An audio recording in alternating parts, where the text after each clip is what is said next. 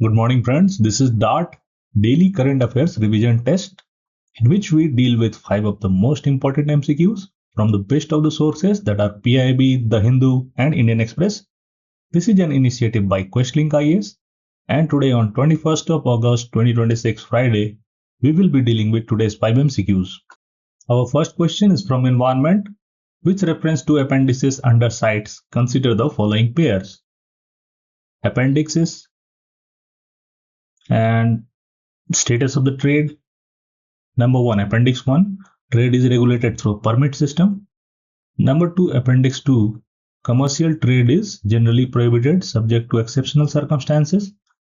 Number 3, Appendix 3, includes species protected in the list, at least one country seeking cooperation from other parties. How many of the above pairs are correctly matched? A, only 1, B, only 2, C, all 3, D, none. Now you can pause this video and try to attempt this question on your own. We will be moving to solution and explanation, but before that, we will try to tackle this question based on our general understanding or if any elimination trick applies. देखिए अब तो ये question sites के बारे में है। Sites की बहुत ही बेसिक एक ऑर्गेनाइजेशन है जो कि इन्वायरमेंट के हर नोट्स में आपको मिल जाएगा, बेसिक से बेसिक नोट्स में।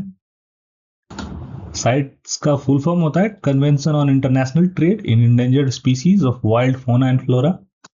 ये बेसिकली एक लिस्ट ऑफ मतलब इंटरनेशनली एग्रीड स्पीसीज का लिस्ट होता है जिसमें कि वाइल्ड जो भी फ्लोरा या फोना है या प्लांट्स हैं या फिर एनिमल स्पीसीज है उसके ट्रेड पे रोक लगाते हैं। तो ये 3 अपेंडिक्सेस में मतलब 3 पार्ट्स में बटा होता है अलग अलग अपेंडिक्स के नाम पे। और ये चीज सबको पता होनी चाहिए कि अपेंडिक्स 1 जो होता है ना, इसमें सबसे हाईएस्ट प्रोटेक्शन होता है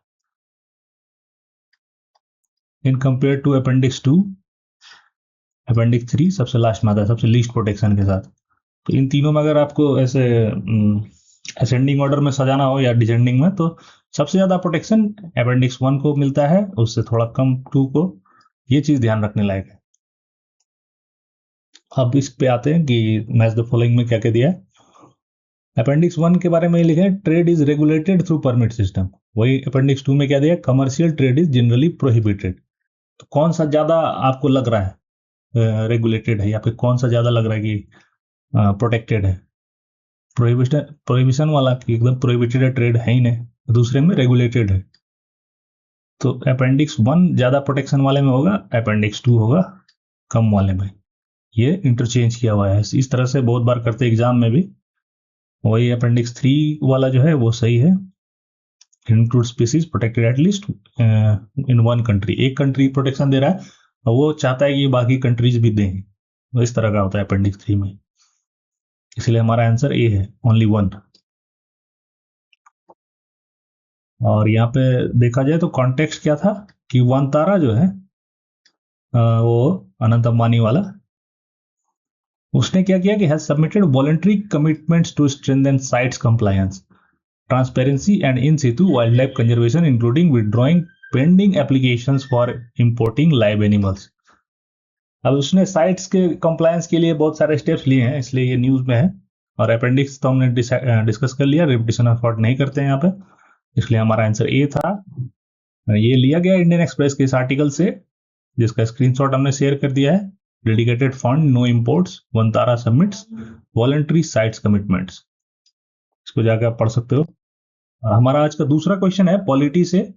Consider the following statements. Statement 1, the census of India has evolved as a decennial exercise for systematic collection and analysis of demographic and socioeconomic data.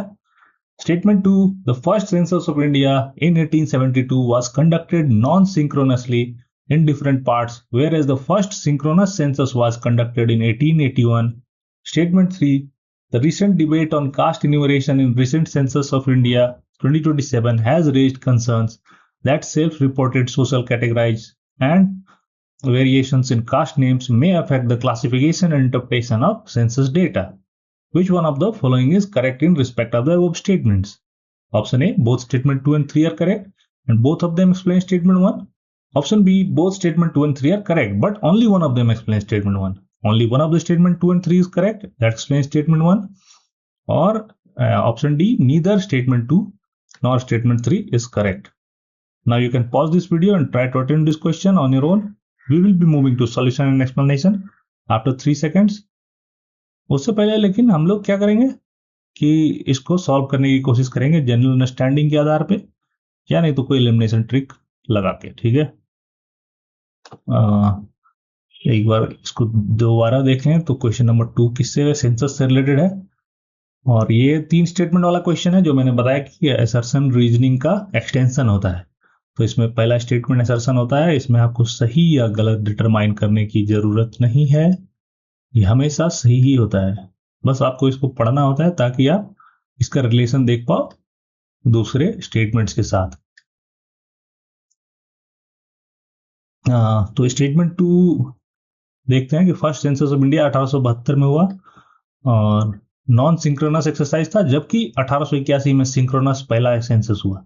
ये बात बिल्कुल सही है कि पहली बार जब सेंसस हुआ था कॉलोनियल पीरियड में, तो 1872 में एकदम सिंक्रोनस नहीं हुआ था, अलग अलग पार्ट्स में अलग अलग टाइम पे, मतलब अलग अलग मंथ्स पे ऐसा हुआ था.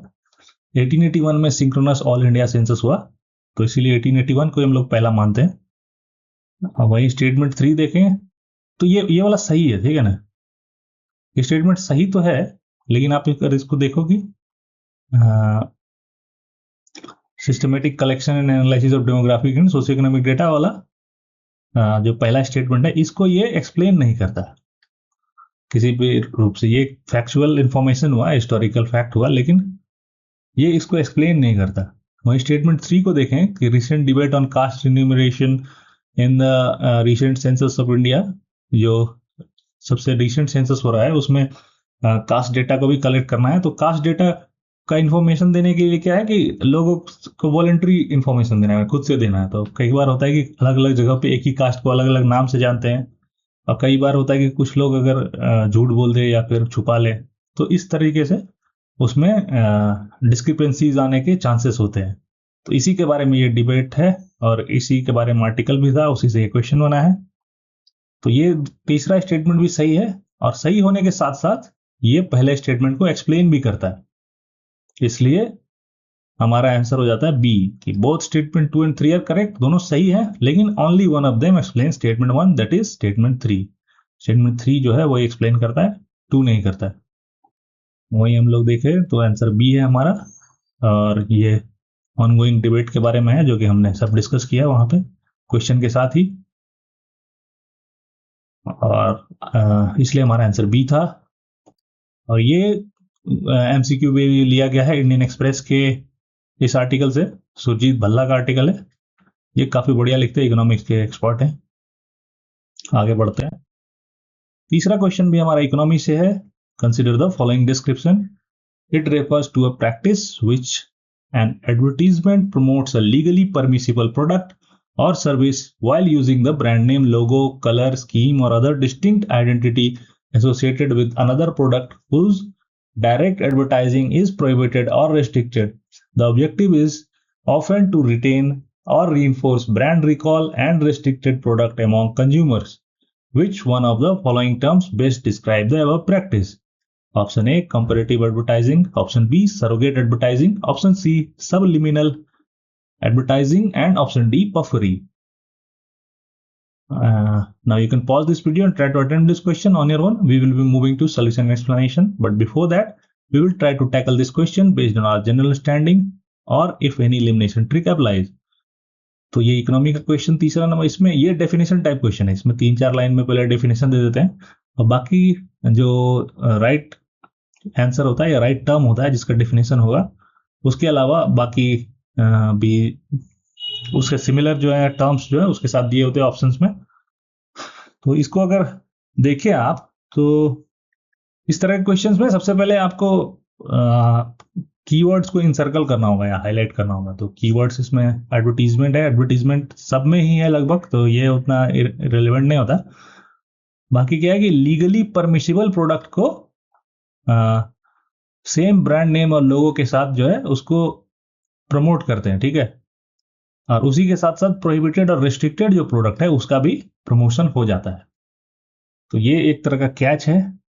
तो इसमें एक्चुअली ये कंपेरेटिव एडवर्टाइजिंग तो नहीं होगा। कंपेरेटिव में क्या होगा कि दो अलग अलग प्रोडक्ट्स हैं अलग अलग कंपनीज के, जैसे पेप्सी हो गया एक और दूसरा कोक हो गया, तो एक दूसरे को रोस्ट करेंगे, एक दूसरे के बारे में बताएंगे कि ये उतना टेस्टी नहीं है या ये उतना सस्ता नहीं है। इस तरह से ये हो जाता है कंपेरेटिव एडवर्टाइजमेंट। वही अगर पफरी पे जाएं तो पफरी में क्या होता है ना कि किसी चीज को ग्रैंड बताना, बहुत ज्यादा उसके बारे में फॉल्स क्लेम्स करना। पफरी मतलब पफ पफ मतलब क्या होता है कि किसी को फुलाना। तो पफरी में वही करते हैं कि 100% आयुर्वेदिक है, 100% ये ऑर्गेनिक है, इस तरह के फॉल्स क्लेम्स करने लगते हैं कभी कभी कंपनीज, जो कि सच नहीं होता, तो उसको पफरी में आ जाता है वो एडवर्टाइजिंग। तो पफरी भी नहीं होगा। बाकी सरोगेट और सबलिमिनल में कंफ्यूजन हो सकता है, लेकिन आप 50-50 पे तो पहुंच ही गए हो इतने से। और आंसर हमारा बी है, सरोगेट। आगे देखें एक्सप्लेनेशन में, तो सरोगेट एडवर्टाइजिंग ये न्यूज में क्यों था? अभी जो विमल का ऐड करते थे ये लोग, टाइगर श्रॉफ, शाहरुख खान और अजय देवगन, तो उनको एफडीए ने नोटिस भेजा है वहां के मुंबई के। तुकाराम मुंडे अभी आजकल बहुत न्यूज में चर्चा में चल रहे हैं, वो काफी स्ट्रिक्ट एक्शंस ले रहे हैं सबके अगेंस्ट। तो इसी से रिलेटेड ये वाला न्यूज में रहा अभी। और बाकी हमने पफरी और सरोगेट तो वहां डिस्कस कर लिया। इसको सबलिमिनल को डिस्कस कर लेते हैं कि इसमें क्या होता है, use of stimuli intended to influence consumers. तो स्टिमुली जैसे कि सेक्सुअल या हंगर या इस तरह का जो बेसिक स्टिमुली है उसको कैटर करते हैं, और जिसके कारण लोग कॉन्शियसली सोच नहीं पाते। वैसे ही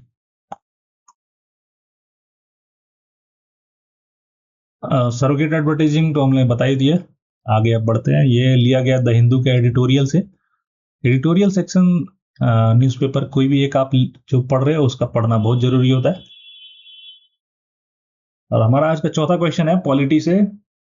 Consider the following bodies: National Commission for Minorities, National Commission for Women, National Human Rights Commission, National Commission for Protection of Child Rights, National Commission for Scheduled Caste, and National Commission for Backward Classes. How many of the above are statutory bodies? Now you can pause this video. Option A only 2, option B only 3, option C only 4, option D all 6. Now you can pause this video and try to attempt this question on your own. We will be moving to solution and explanation after 3 seconds, but before that we'll try to tackle this question based on our general understanding or if any elimination trick applies here. अब ये काफी basic होता है। देखो, ये जब भी polity आप पढ़ोगे ना किसी भी नोट से, कॉन्स्टिट्यूशनल बॉडीज और नॉन कॉन्स्टिट्यूशनल या फिर स्टैट्यूटरी बॉडीज, ये काफी बेसिक होता है, आपको शुरू में ही पढ़ना होता है।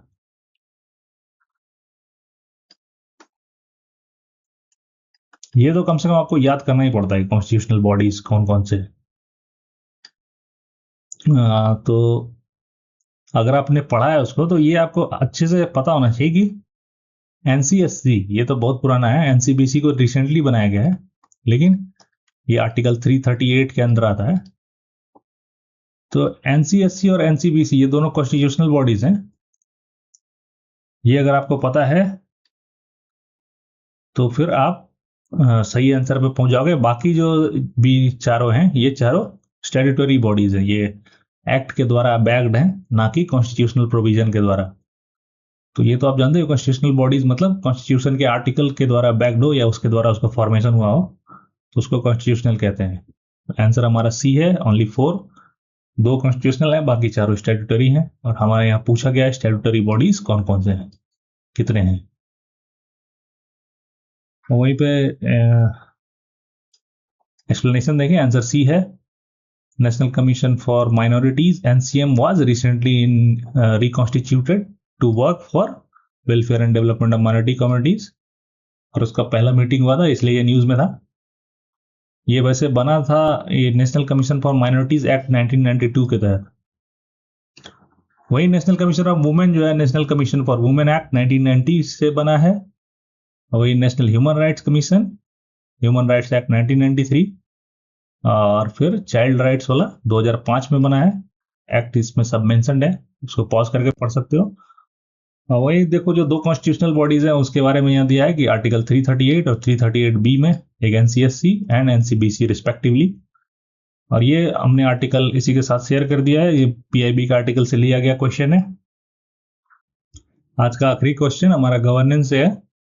विथ रेफरेंस टू प्रधानमंत्री जनजातीय विकास mission PMJVM, consider the following statements. Number 1, it seeks to improve the livelihood of tribal communities by promoting value addition and market linkages for minor forest produce. Number 2, it provides for procurement of notified minor forest produce at a predetermined minimum support price (MSP). Number 3, One Dhan Vikas Kendras under mission are intended to organize tribal communities into community-based enterprises. Which of the statements given above are correct? Option A 1 and 2 only, option B 2 and 3 only, option C 1 and 3 only, option D 1, 2 and 3. Now if you look at this question, आप इसको पहले pause करके attempt कर सकते हो खुद से, उसके बाद हम लोग एक्सप्लेनेशन पे जाएंगे, लेकिन उससे पहले हम लोग इसको ट्राई करते हैं बनाने का जनरल अंडरस्टैंडिंग के आधार पे या कोई एलिमिनेशन ट्रिक के आधार पे। अब ये क्या है? प्रधानमंत्री जनजातीय विकास मिशन यानी ट्राइबल से रिलेटेड है। ये पहला स्टेटमेंट क्या है? Seeks to improve the livelihood of tribal communities for promoting value addition. ये देखो, ये तो बिल्कुल मतलब बेसिक सा स्टेटमेंट है कि जनजातीय विकास मिशन से रिलेटेड है, तो विकास के लिए उसमें क्या कर रहे हैं कि कम्युनिटीज को, ट्राइबल कम्युनिटीज को प्रमोट कर रहे हैं वैल्यू एडिशन का, उसमें लाइवलीहुड के लिए उनके पास नए नए अपॉर्चुनिटीज ला रहे हैं। तो ये तो सही है, इसमें कुछ भी ऐसा एक्सट्रीम नहीं दिख रहा। It provides for procurement of notified minor forest produce at predetermined minimum support price. तो एमएसपी का व्यवस्था कर रहे हैं उन माइनर फॉरेस्ट प्रोड्यूस को कलेक्शन के लिए, ये भी सही है। 1 10 विकास केंद्र under mission are intended to organise tribal community, हाँ ये भी सही है। 1 धन विकास केंद्र बनाएंगे जिससे कि ट्राइबल कम्युनिटीज के कम्युनिटी बेस्ड इंटरप्राइजेस जो भी है ना, उनको ऑर्गेनाइज करने में मदद मिलेगी। तो यहाँ पे तीनों ही सही स्टेटमेंट है। आंसर हमारा डी है 1, 2 एंड 3। एक्सप्लेनेशन पे जाएं तो ये प्रधानमंत्री जनजातीय विकास मिशन जो है, ये processing of marketing of minor forest produce, ये पीआईबी में एक्चुअली आया था। पीआईबी बैकग्राउंडर ऐसे किसी जो भी न्यूज में रहता है मिशन या फिर कोई प्रोजेक्ट या कोई स्कीम, तो उसके बारे में बैकग्राउंडर बना देता है, उसको आपको पढ़ना चाहिए। वो पीआईबी में आ गया तो काफी इंपॉर्टेंट हो जाता है, पीआईबी से क्वेश्चंस बहुत ज्यादा आते हैं। उसी के साथ ये बाकी के 3 स्टेटमेंट जो हमने वहां डिस्कस किया क्वेश्चन में, तो विदाउट रिपीटेशन ऑफ वर्ड्स हम लोग देखते हैं कि आंसर डी है। और ये लिया कहां से गया है? दिस इज द आर्टिकल, ये हमने स्क्रीनशॉट शेयर किया। तो इसी के साथ हमारा आज का 5 क्वेश्चन समाप्त होता है। Now if you want the text format और if you want to attempt this quiz अलग से, तो आप जा सकते हो हमारे वेबसाइट पे, आपको लिंक मिल जाएगा डिस्क्रिप्शन में। हमारे अदर सोशल मीडिया हैंडल्स के भी मिल जाएंगे, वहां जाके आप हमें फॉलो कर सकते हो ताकि रेगुलर अपडेट्स आपको मिलते रहें। और इसी के साथ आज के लिए इतना ही। Thank you very much.